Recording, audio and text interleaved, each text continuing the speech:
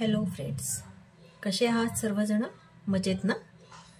तर आज आपण बघणार आहोत उरलेल्या भातापासून एक बनवलेला वेगळा प्रकार. भात उरला की आपला नेहमीच फोडणीचा भात घाल, दही भात घाल असे रोजचे प्रकार खाऊन आणि करून आपण गृहिणी कंटाळलेल्या असतो. तर आज मी ठरवलं काहीतरी घरात जे अवेलेबल आहे त्याच्यापासून थोडासा चमचमीत काहीतरी एक प्रकार करूया. चला तर मग बघूया त्यासाठी मी काय काय घेतले. तर त्यासाठी मी घेतली आहे ही रात्रीची उरलेली खिचडी. कांदा, बटाटा, गाजर, टोमॅटो, माझ्याकडे थोडीशी कैरी होती, ती कैरी, कोथिंबीर, लसूण. तेल लागणार आहे, उडदाची डाळ, हरभऱ्याची डाळ, चिंच भिजवलेली आणि थोडासा सांबार मसाला, थोडासा पावभाजी मसाला आणि तिखट, मीठ, हळद, साखर. आता हे जे माझ्याकडे अवेलेबल आहे त्याच्यात मी करून दाखवते तुम्हाला. ह्याच्यातलं काही थोडंफार इकडं तिकडं झालं, एखादं गोष्ट घरात नसेल तरीसुद्धा हा प्रकार बनवू शकतो. चला तर मग आपण सुरू करूया आपण भाताचा वेगळा प्रकार. त्यासाठी कढईमध्ये थोडंसं तेल घेते. तेल तापू द्यायचं. तापून झाल्यानंतर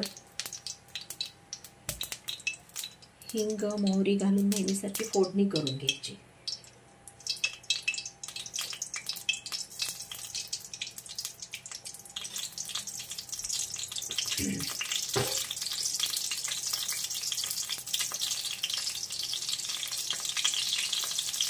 फोडणी तडतडल्यावर त्याच्यामध्ये कांदा परतून घ्यायचा.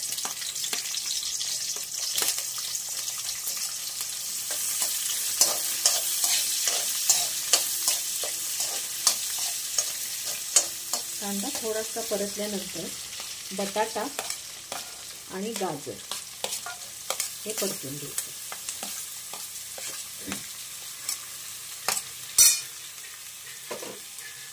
बटाटा आणि गाजर मी दोन्ही बारीक चिरले, कारण ते आपल्याला परतूनच शिजवून घ्यायचं. हे वेगळं शिजवलेलं नाही आहे. परतून थोडंसं पाण्याचा हक्का मारून त्याच्यावर टोपण ठेवलं की शिजतं. असं तुम्ही थोडंसं परतून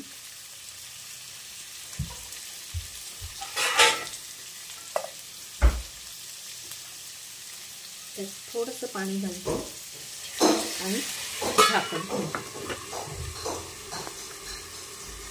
आता अशा बटाटा थोडा शिजला की नंतर आपण पुढची क्रिया करूया. चला तर आता बघूया आपला बटाटा थोडाफार शिजलाय का नाही. बटाटा थोडाफार शिजलाय. थोडासा क्रंची ठेवायचा, अगदीच मऊ शिजवायचा नाही आहे. असं दाबल्यावर शिजलेला आहे. आता ह्याच्यामध्ये आपण लसूण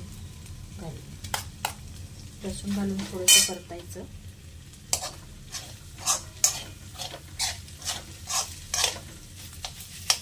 लसूण परतल्यानंतर टोमॅटो घालायचे.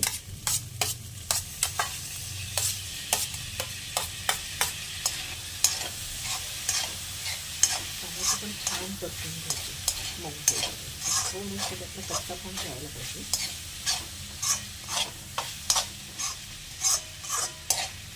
त्याचबरोबर ही थोडी कैरी आहे ती पण घालायची.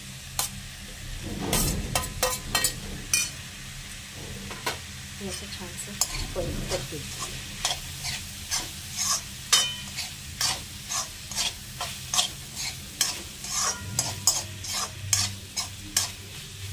मिनिट परतल्यानंतर त्याच्यामध्ये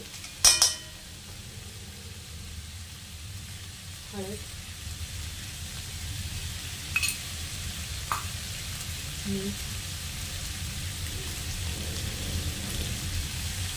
मीठ आता माझ्या खिचडीमध्ये थोडंसं मीठ असल्यामुळे मी फक्त या भाजीला जेवढं मीठ लागते तेवढंच घातलं. ह्याच्यामध्ये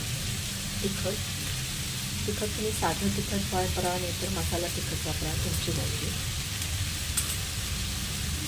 थोडासा सांबार मसाला,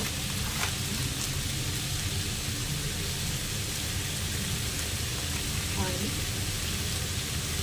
थोडासा पावभाजी मसाला.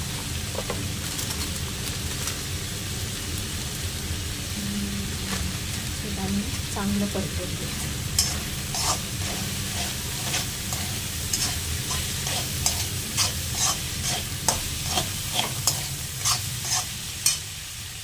थोडीशी कोथिंबीर घालते परतताना, त्याचा वास छान लागतो भाजीला.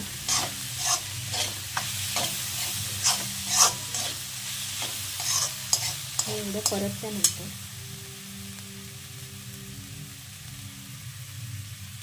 उरलेला भात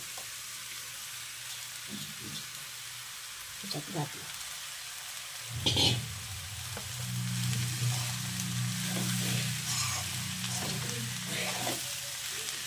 छान मसळून घ्यायचा. त्याच्यामध्ये चिंचेचं पाणी, जे चिंच आपण भिजवून ठेवली आहे त्याचा कोळ, जसं तुम्हाला आवडत असेल तसं थोडंसं आंबट तुमच्या हिशोबाने घाला.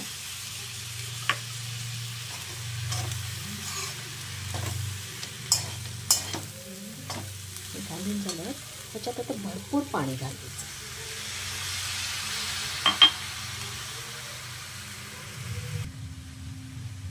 अगदी सरभरीत आपली बटाट्याचा रस्सा जसा आपण करतो त्याप्रमाणे सरभरीत पाणी घालायचं.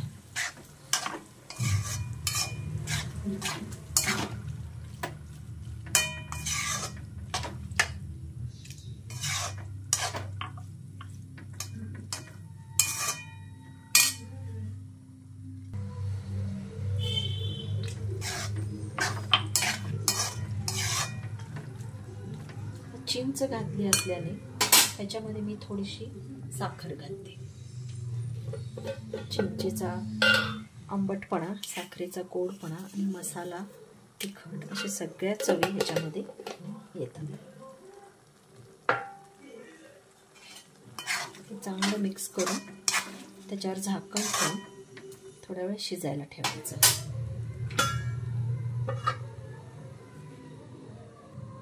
जोपर्यंत तिकडं आपला भात तो शिजत आहे तोपर्यंत इकडं मी वेगळी फोडणी तयार करून घेते.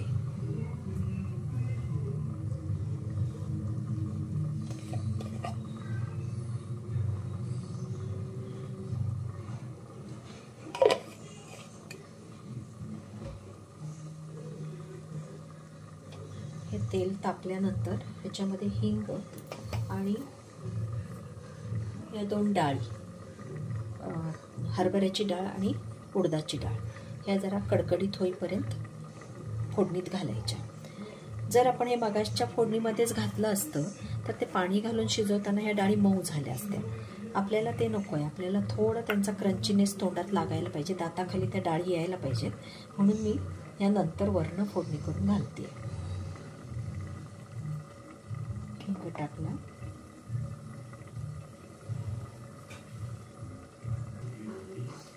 मोहरी, तीळ आणि जिरे हे टाकलं. आपण नेहमी जशी फोडणी करतो तशीच केली. मोहरी तडतडल्यानंतर आपण हे घातलेली डाळ आणि दोन्ही डाळी त्याच्यात घालूया.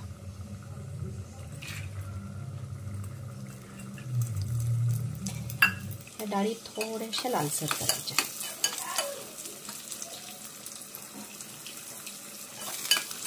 थोड्या लालसर करायच्या.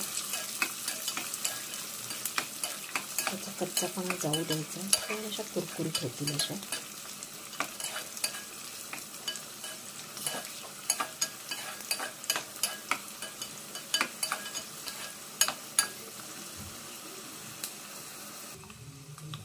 या डाळी अशा थोड्याशा लालसर झाल्या की ह्याच्यामध्ये मी कोथिंबीर घालते. म्हणजे कोथिंबीरीचा हिरवापणा टिकून जातो. गॅस बंद करून ही फोडणीनंतर त्या आपल्या तयार झालेल्या भातामध्ये ओतायची. असा हा भात शिजल्यानंतर ही फोडणी ह्याच्यामध्ये ओतावी.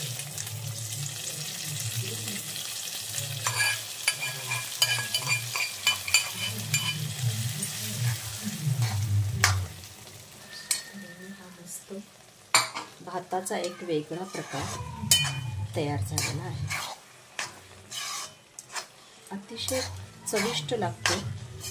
थोडंसं आपल्या रोजच्या मेनूमधून वेगळं काहीतरी खायला, त्यामुळे घरचे पण खुश आणि आपल्याला पण, गृहिणींना असतं काही पदार्थ वाया जाऊ नये, त्यामुळे गृहिणी पण खुश. अशा रीतीने हा मस्त भाताचा प्रकार तयार. हे ह्याच्या कर्नाटकामध्ये बिशीबेळे म्हणून एक भाताचा प्रकार असतो. हवं तर ह्याला सावत्र भाऊ म्हणा बिशीबेळीचा, कारण आपण जे घरात होतं त्यानंच हा बनवलेला आहे. बिशीबेळीचाच हा एक प्रकार समजा. अशा रीतीने हा सुंदर भात तयार झालेला आहे. करून बघा, आवडल्यास मला कळवा. थँक्यू.